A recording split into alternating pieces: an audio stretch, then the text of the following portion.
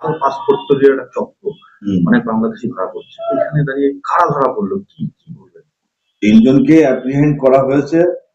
এদের নাম হচ্ছে সোহাগ মিয়া, বয়স 27, হাসান মিয়া, বয়স 24, আর ইয়াসিন সরকার, বয়স 23 বছর। এরা without any valid documents, passport, visa and other কোনো রেলিভেন্ট ডকুমেন্টস ছিল না, যার জন্য তারা ভারতে ঢুকতে পারে। তারা ভারতে ঢুকেছে।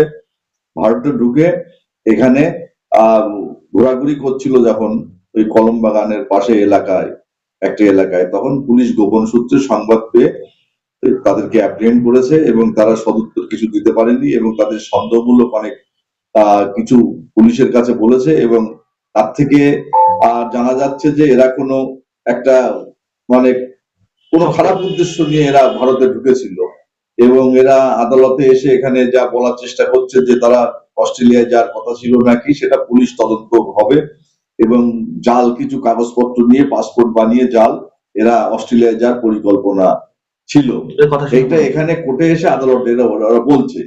এখন পুলিশ তদন্ত করছে। পুলিশ 7 দিনের প্রিসিপিয়া।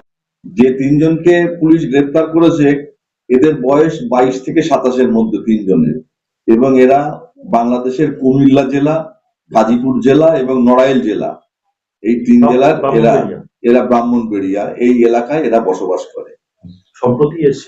সম্প্রতি এসছে নাকি পুলিশ এদের কথাবার্তায় বিভিন্ন সাসপেক্টেড ম্যাটার পাওয়া গেছে এদের কাছে এবং সেই জন্য পুলিশ রিমান্ডে যাওয়ার পরে প্রকৃত ঘটনা পুলিশ উদ্ধার করবে এবং আদালতে তারা প্লেস করবে যে কি কি ঘটনার জন্য তারা ভারতবর্ষে ঢুকেছিল, কি কাজের জন্য।